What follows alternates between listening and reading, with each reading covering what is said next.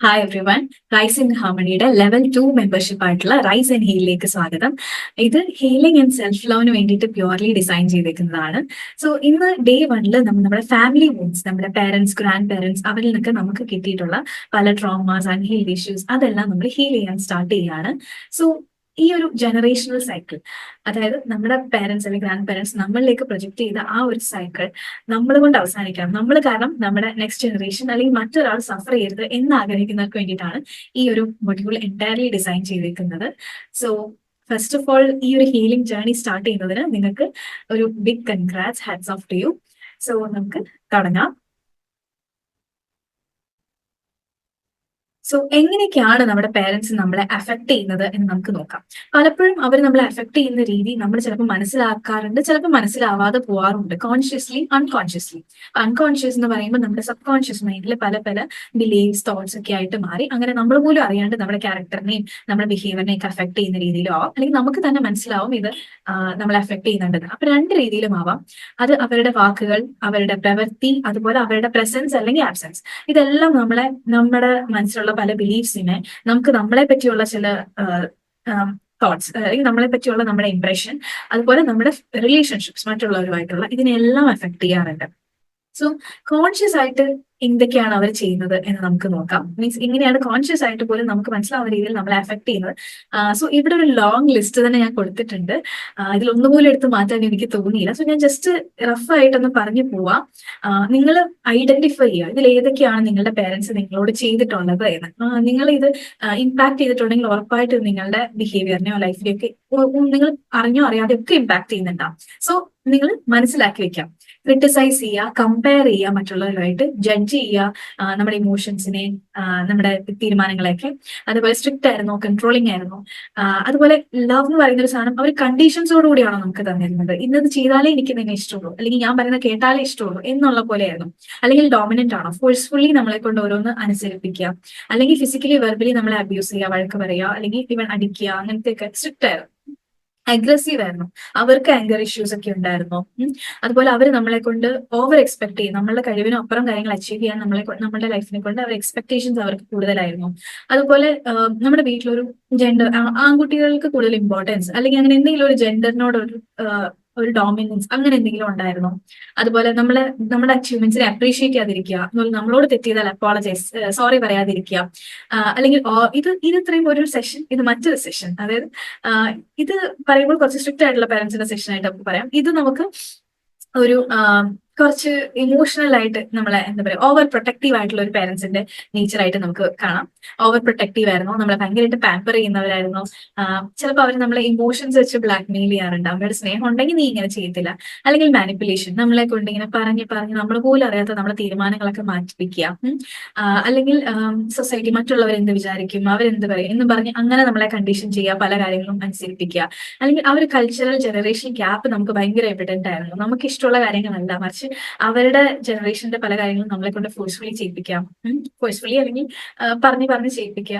അല്ലെങ്കിൽ ഈ ഈ ഒരു കാര്യം ഉണ്ടായിരുന്നു, ഒരു കുട്ടിയോട് മാത്രമായിട്ട് താല്പര്യം. ചിലപ്പോൾ നമ്മളായിരിക്കും ആ കുട്ടി, അല്ലെങ്കിൽ നമ്മുടെ സിബ്ലിംഗ് ആയിരിക്കാം. അങ്ങനെ ആ ഒരു രണ്ടുപേരെയും രണ്ടായിട്ട് ട്രീറ്റ് ചെയ്യുക, അല്ലെങ്കിൽ നമ്മളെ എത്ര വലുതായിട്ട് നമ്മളെ ഒരു കൊച്ചുകുട്ടിയായിട്ട് മാത്രം ട്രീറ്റ് ചെയ്യുക.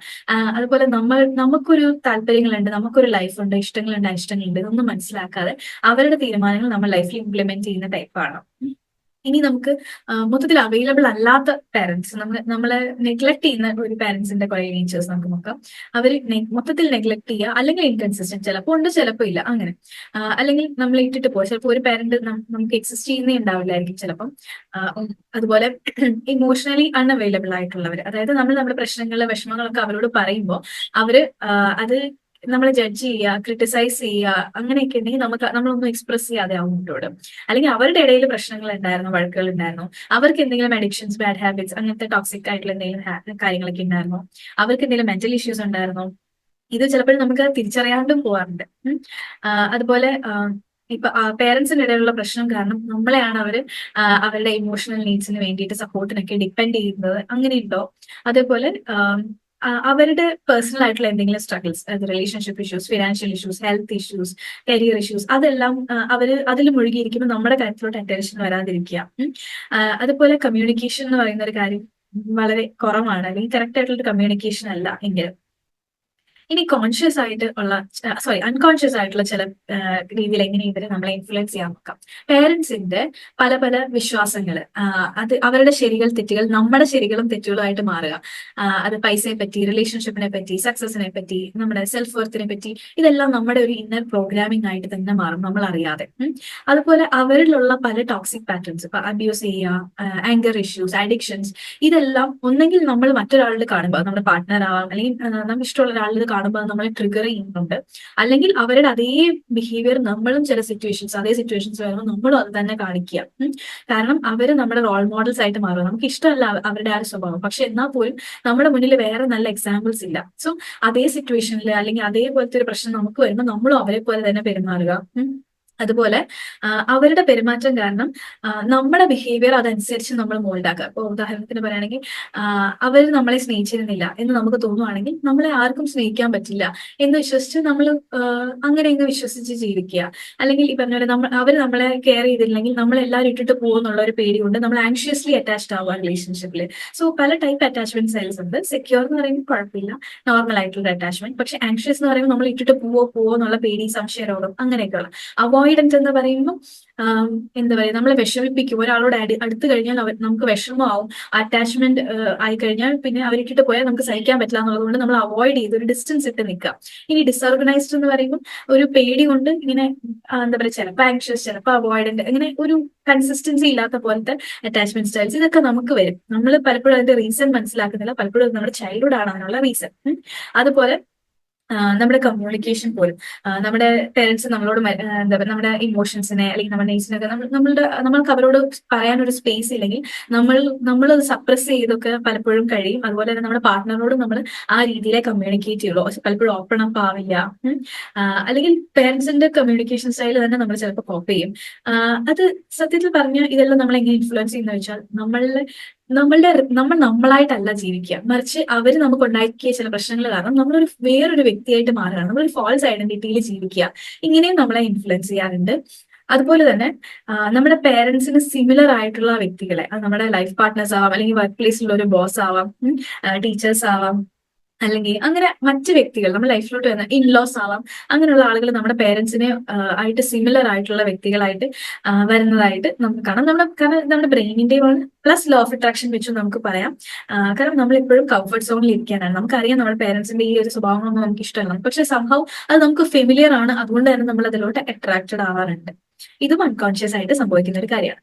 സോ ഇതിന്റെ എല്ലാം ഒരു ഇമ്പാക്ട് എങ്ങനെയാണെന്ന് ചോദിച്ചാൽ നമ്മളെ പല പല കാര്യങ്ങളിലാണ് ഇത് ഇമ്പാക്ട് ചെയ്യുന്നത്.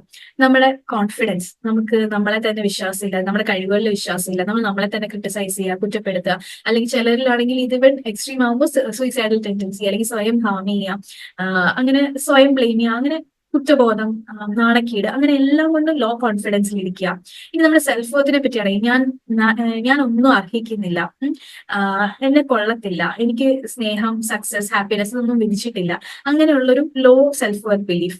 ഇത് നമ്മൾ ഡിസിപ്ലിനെ വെച്ച് നോക്കുകയാണെന്നുണ്ടെങ്കിൽ നമ്മൾ ചില സമയത്ത് നമുക്ക് മൊത്തത്തിൽ ലൈഫിൽ ഒരു ഡിസിപ്ലിൻ ഇല്ല, ഒരു കൺട്രോൾ ഇല്ല, മടി, അല്ലെങ്കിൽ നമുക്ക് റെസ്പോൺസിബിലിറ്റി എടുക്കാൻ വയ്യ, അല്ലെങ്കിൽ നമുക്ക് ചെയ്യാനുള്ള കാര്യങ്ങൾ ചെയ്യാൻ നമ്മൾ പ്രൊക്രാസ്റ്റിനേറ്റ് ചെയ്യാം, അഡിക്ഷൻസിലോട്ട് പോവുക, ഈ രീതിയിലെല്ലാം എഫക്ട് ചെയ്യാറുണ്ട്. ഇനി നമ്മുടെ കമ്മ്യൂണിക്കേഷൻ, പലപ്പോഴും നമ്മുടെ പേരൻസ് നമ്മളോട് കറക്റ്റ് ആയിട്ടല്ല കമ്മ്യൂണിക്കേറ്റ് ചെയ്യുന്നെങ്കിൽ നമ്മുടെ കമ്മ്യൂണിക്കേഷൻ നമ്മൾ ഇവിടെ നിന്നൊക്കെയോ എന്തൊക്കെയോ പഠിച്ച് അതുപോലെ ഒരു പുവർ കമ്മ്യൂണിക്കേഷൻ ആയിരിക്കാം. നമ്മുടെ നീഡ്സ് എക്സ്പ്രസ് ചെയ്യാതെ, ഇമോഷൻസ് ഒക്കെ സപ്രസ് ചെയ്ത്, അങ്ങനെ പല പല രീതിയിൽ ഇത് എഫക്ട് ചെയ്യാറുണ്ട്. അതുപോലെ പലരും ഇമോഷണലി ഇമ്മച്ചുവറും ആണ്, മറ്റുള്ളവരുടെ ഇമോഷൻസിനെ മനസ്സിലാക്കാനും നമുക്ക് പറ്റത്തില്ല. അതേപോലെ റിലേഷൻഷിപ്സിൽ ഇത് ഒന്നെങ്കിൽ നമ്മൾ റിലേഷൻഷിപ്സേ വേണ്ട എന്ന് പറഞ്ഞാൽ അതിനെ പേടിച്ചിരിക്കും, അല്ലെങ്കിൽ ഞാനെല്ലാം ഒറ്റയ്ക്ക് ചെയ്യും, എനിക്ക് ആരും ഡിപ്പെൻഡ് ചെയ്യണ്ട എന്നുള്ള ഹൈപ്പർ ഇൻഡിപെൻഡൻസിലോട്ട് വരും. അല്ലെങ്കിൽ ഈ നേരത്തെ പറഞ്ഞ പോലെ അറ്റാച്ച്മെന്റ് ഇഷ്യൂസ്, ആങ്ഷ്യസ് ആയിട്ടോ, അല്ലെങ്കിൽ പേടിച്ചിട്ടോ, അല്ലെങ്കിൽ അവോയ്ഡിങ് ആയിട്ടോ, അങ്ങനെയൊക്കെ പല പല അറ്റാച്ച്മെന്റ് സ്റ്റൈൽസ് നമ്മൾ അഡോപ്റ്റ് ചെയ്യും. ഇനി ഇന്റിമസിയുടെ കേസ് പറയാനാണെന്നുണ്ടെങ്കിൽ നമുക്ക് ഒരാളോട് ചിലപ്പോൾ അടുക്കാൻ പേടിയാ, കാരണം നമ്മളെ വേദനിപ്പിക്കുമോ എന്നുള്ളൊരു പേടി, അല്ലെങ്കിൽ ചിലപ്പോൾ നമ്മൾ അട്രാക്ട് ചെയ്യുന്ന പാർട്ട്നേഴ്സും അതേപോലുള്ളവരാവും, അല്ലെങ്കിൽ നമ്മൾ അങ്ങനെയാവാം. ചിലപ്പോൾ ഡിപ്പെൻഡഡ് ആവും ഒരുപാട് പാർട്ട്ണറിനെ എല്ലാ കാര്യത്തിനും, ഇന്റിമസി എപ്പോഴും നമുക്ക് അവരുടെ അടുത്ത് നിന്ന് ഒരു റീഅഷുറൻസ് കിട്ടണം, എന്നെ ഇഷ്ടപ്പെടുന്നുണ്ടോ എന്നൊക്കെ നമ്മളിങ്ങനെ ചോദിച്ച് അവരെ പുറകെ നടക്കുക. അല്ലെങ്കിൽ നമ്മള് എന്താ പറയാ, നമുക്ക് ഇമോഷൻസ് എന്ന് പറയുന്ന ഒരു പേടി പോലെ, ഒരു വേണ്ട അത് ഡേഞ്ചർ ആണ്, അത് നമ്മളെ ഒരുപാട് വേദനിപ്പിക്കും എന്നൊക്കെ വിചാരിച്ച് അതിൽ നിന്ന് മാറി നിൽക്കുക. ഈ മറ്റുള്ളവരോടുള്ള പെരുമാറ്റം നോക്കുകയാണെങ്കിൽ എപ്പോഴും ചിലപ്പോൾ നമ്മൾ മറ്റുള്ളവരെ പ്ലീസ് ചെയ്യാൻ വേണ്ടി ഓരോ കാര്യങ്ങൾ ചെയ്യുക. അതുപോലെ നമുക്ക് നോ പറയാൻ അറിയത്തില്ല, മറ്റുള്ളവരോട് എന്താ പറയാ, നമ്മൾ ബൗണ്ടറി കീപ്പ് ചെയ്യാൻ അറിയത്തില്ല. അനാവശ്യമായിട്ട് എല്ലാവരും നമ്മുടെ ജീവിതത്തിൽ കയറി ഇടപെട്ടുകൊണ്ടിരിക്കും, നമ്മൾ അവരെ സഹിച്ചുകൊണ്ടിരിക്കും. അതുപോലെ മറ്റുള്ളവരുടെ അടുത്ത് ഹെൽപ്പ് ചോദിക്കാനും മടി, അതുപോലെ അവരെന്തെങ്കിലും നമ്മളെ കോംപ്ലിമെന്റ്സ് പറഞ്ഞാൽ അത് സ്വീകരിക്കാനും മടി. കാരണം നമുക്ക് നമ്മളെ പറ്റി വളരെ ലോ വർത്ത് ആണുള്ളത്, ലോ സെൽഫ് വർത്ത് ആണ് നമുക്കുള്ളത്. അതുപോലെ ഇമോഷൻസിനെ വെച്ച് നോക്കുകയാണെങ്കിൽ ആങ്സൈറ്റി, ദേഷ്യം, അല്ലെങ്കിൽ കാരണമില്ലാത്തൊരു വിഷമം, എന്താണെന്നറിയില്ല കാരണം, പക്ഷെ ഇത് മോസ്റ്റ്ലി നിങ്ങളുടെ ചൈൽഡ്ഹുഡ് ഇഷ്യൂസ് ഉണ്ടായിരിക്കാം. അതുപോലെ പെരുമാറ്റം, ബിഹേവിയറിനെ വെച്ച് നോക്കുമ്പോൾ ചിലപ്പോൾ നമ്മൾ ഭയങ്കരമായിട്ട് ഓവർ റിയാക്ട് ചെയ്യുന്നു ചില സിറ്റുവേഷൻസിൽ, അല്ലെങ്കിൽ ചെറിയ കാര്യങ്ങൾ, ചെറിയൊരു ട്രിഗർ ആവേണ്ട, ഇവിടെ കൊടുക്കേണ്ടതിലും കൂടുതലായിട്ടുള്ള റിയാക്ഷൻ നമ്മൾ പലപ്പോഴും കൊടുക്കുക, നമ്മളെ ട്രിഗർ ചെയ്യുക, അല്ലെങ്കിൽ ഈഗോ വെച്ച് നമ്മൾ പെരുമാറുക, ഇൻഫീരിയോറിറ്റി കോംപ്ലക്സ്, സുപ്പീരിയോറിറ്റി കോംപ്ലക്സ് ഇത് ഏതെങ്കിലും ഉണ്ടാവുക, പെർഫെക്ഷനിസം നമ്മുടെ സ്വഭാവത്തിൽ വരിക, ഇതൊക്കെ അതുപോലത്തെ കാരണങ്ങളാണ്. അതുപോലെ ഡിസിഷൻ മേക്കിങ്ങിൽ നമുക്ക് ഡിസിഷൻസ് എടുക്കാൻ ബുദ്ധിമുട്ടായിട്ട് വരിക, നമ്മളെ ജഡ്ജ് ചെയ്യുവോ അല്ലെങ്കിൽ തോറ്റുപോവോ തെറ്റിപ്പോവോ എന്നൊക്കെ ഉള്ള പേടി എപ്പോഴും നമ്മളെ വേട്ടയാടും. സോ ഈ ഒരു ആക്ടിവിറ്റി എന്താന്ന് വെച്ചാൽ നമ്മൾ നമ്മുടെ പാരന്റ്സ് നമുക്ക് തന്നിട്ടുള്ള എന്തെങ്കിലും സബ് കോൺഷ്യസ് പാറ്റേൺസ് നമുക്കുണ്ടോ എന്ന് ഐഡന്റിഫൈ ചെയ്യാൻ വേണ്ടിയിട്ട് നിങ്ങളുടെ രണ്ട് പാരന്റ്സിനെയും ആലോചിച്ചിട്ട് അവരിൽ നിങ്ങൾക്ക് ഇഷ്ടമല്ലാത്ത 3 ക്വാളിറ്റീസ് ചിന്തിച്ചു നോക്കും.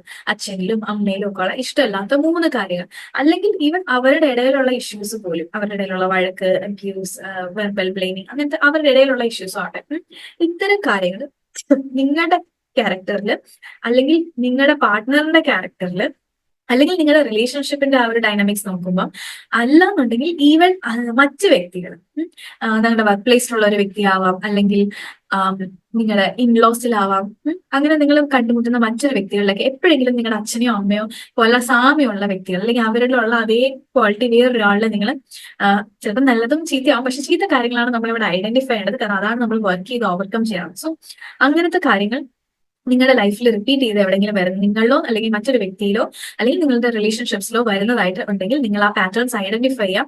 ചില എക്സാമ്പിൾസ് പറയാനാണെങ്കിൽ ആങ്കർ ഇഷ്യൂസ്, വെള്ളടി, അബ്യൂസ് ചെയ്യുക, അല്ലെങ്കിൽ ഇമോഷണലി അൺഅവൈലബിൾ ആയിരിക്കുക, നെഗ്ലക്ട് ചെയ്യുക, അല്ലെങ്കിൽ ട്രസ്റ്റ് ഇഷ്യൂസ് വരിക, അല്ലെങ്കിൽ അവർക്ക് കോൺഫിഡൻസ് ഇല്ലാത്ത ആളുകളോ, അല്ലെങ്കിൽ അവർ ഭയങ്കര ഫിയർഫുൾ ആയിട്ടുള്ള ആളുകളൊക്കെ ആയിരുന്നെങ്കിൽ അതുപോലെ നമ്മുടെ പാർട്ട്ണറിലോ നമ്മളിലോ ഒക്കെ ഉണ്ടോ, അങ്ങനെയൊക്കെയുള്ള എന്തെല്ലാം കാര്യങ്ങളാണോ അതൊക്കെ ചിന്തിച്ച് നോക്കുക. So do this activity and let me know നിങ്ങളുടെ ലൈഫിൽ എന്തെങ്കിലും പാറ്റേൺസ് ഇങ്ങനെ ഉണ്ടോ എങ്കിൽ എനിക്ക് പറയുക, comment in the group. Thank U.